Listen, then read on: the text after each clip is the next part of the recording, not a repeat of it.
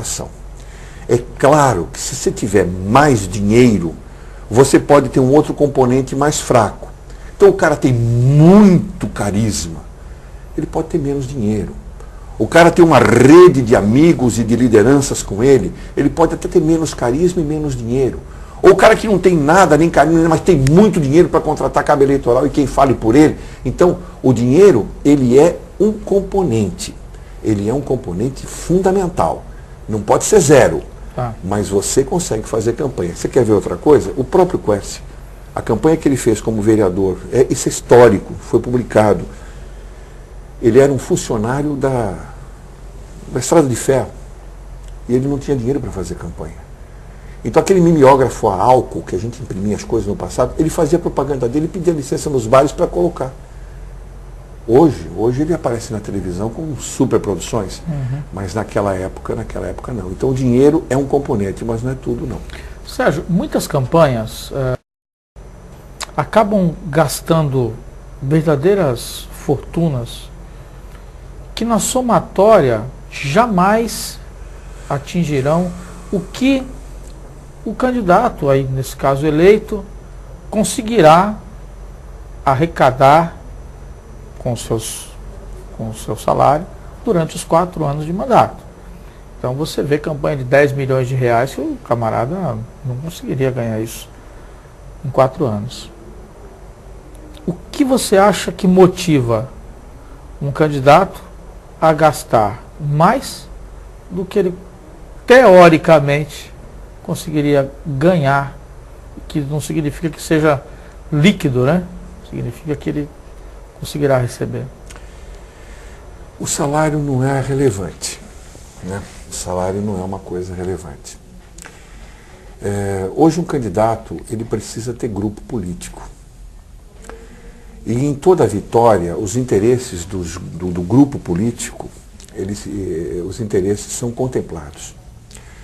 Então, não importa realmente se eu vou ganhar a nível de salário, menos, né? O meu grupo político tendo satisfeito, eu acho que eu também me sinto, entre aspas, satisfeito.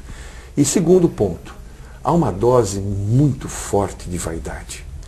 O que motiva um candidato? A vaidade pessoal. A vaidade pessoal. A gente vê pessoas que realmente não precisam da política para absolutamente nada. Para a sua vida profissional, para a sua vida não sei o quê, para ganhar dinheiro, porque já são bilhardários, etc, etc. Mas a vaidade pessoal, ela é muito forte. Então, ser o detentor do poder é uma coisa que conduz a pessoa para o processo eleitoral. Aliado ao fato do grupo político, o salário em si não é uma coisa relevante.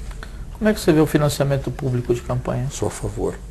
Não porque o financiamento vai esgotar a possibilidade, mas ele vai permitir que as pessoas possam receber mais ou menos a mesma coisa,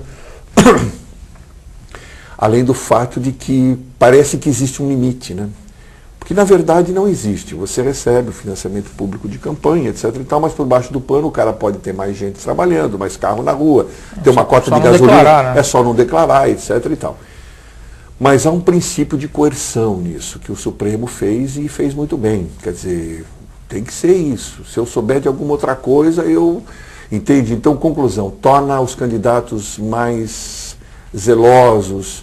E outra, transforma a campanha numa coisa, como eu já te falei, numa coisa mais pé no chão, que eu acho que faz falta. Por exemplo, o primeiro livro estava embasado em cima de um cursinho de campanha que a gente dava. Esse, embora tenha, graças a Deus, esgotado, mas esse ele está embasado num curso não de marketing ou de campanha, mas de oratória. Os cursos que eu programei, já tenho alguns programados para fazer para candidatos, eles são cursos de marketing político, obviamente, mas eles têm um grande trecho aí sobre oratória. Por quê? Porque não só o candidato, mas a equipe vai precisar, porque a eleição é de pé no chão, a convencer as pessoas. Quando você cria o financiamento público de campanha, você traz uma limitação, né, entre aspas, para que não aconteça um nababesco, aquilo que acontecia no passado, as grandes churrascadas, distribuição de cestas básicas, milhares de camisetas. Eu já trabalhei para candidato que tinha isso e candidato que não tinha. E é claro que é muito mais fácil, né? Tudo que abunda, o que abunda não prejudica. Não prejudica, né? Você está entendendo?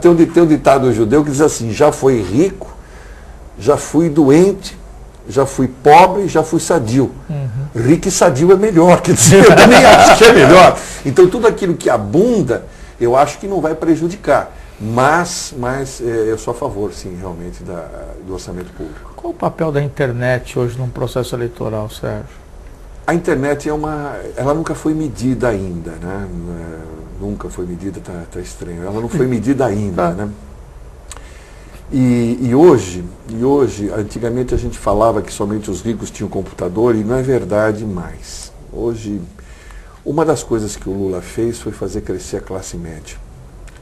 A classe média hoje é a maior classe social do Brasil. Ela sozinha é maior do que a D e E junto. E o que é a classe média? A classe média ela está comprando os bens de consumo que antigamente era da classe... Essa classe C está comprando a classe B e a classe A, só o que tinha no passado e tal. E o computador é um dos itens. Então ter e-mail, etc. e tal, tanto que a lei eleitoral veio para dar uma coibida nisso. Por quê? Porque percebeu, né, pelas estatísticas, porque o governo sabe das coisas. Ele só não age porque não quer ou não tem interesse. Mas as maiores fontes de pesquisa, o governo sabe. Então o governo soube e já disciplinou em parte isso. E com certeza o Obama é o grande exemplo disso, né? Inclusive, eu não sei se você acompanhou, faz mais de um ano, o flash mob, a mobilização rápida. Às 2h da tarde, num cruzamento de São Paulo, quando abrisse o farol em tal horário, as pessoas que cruzassem a rua tinham que tirar o tênis e bater no chão. E um monte de gente bateu no chão e ninguém sabia o que era aquilo. O que era aquilo foi que era um flash mob, quer dizer, alguém fez isso e mobilizou. Então olha que coisa impressionante. Mais de 30, 40 pessoas fizeram isso, em 2 faróis. Então olha, num horário que você não sabe quem está, com público que você não sabe onde está, e você chamar as pessoas dizendo, olha, daqui a 1 hora você vai fazer isso, então a força da internet é muito grande. Qual a importância do horário político na televisão? Democratizar. Democratizar os chatos, democratizar os feios, os vazios, que chegam lá e não tem realmente nada para fazer, nada para falar, que te enchem realmente, literalmente enchem mesmo. Mas é a única maneira de você democratizar as oportunidades. Mas você acha que vale a pena assistir, de qualquer maneira? Não, assistir não. Nós temos, principalmente o TV a cabo, nos possibilita você cair fora disso, né? Mas você pode sair da sala e ver só aquilo que quiser. Sérgio, você tocou num outro ponto, você citou a questão do governo federal, que o Lula conseguiu com essa política de injeção financeira nas famílias de nenhuma renda, praticamente, conseguiu levantar essa história. Mas me parece, tirando o lado legal de ele colocou comida em alguns lugares que não existia comida, me parece uma prática, primeiro, eleitoreira, assistencialista, onde eu estou dando peixe, mas jamais te daria a vara, você vai comer na minha mão o tempo todo.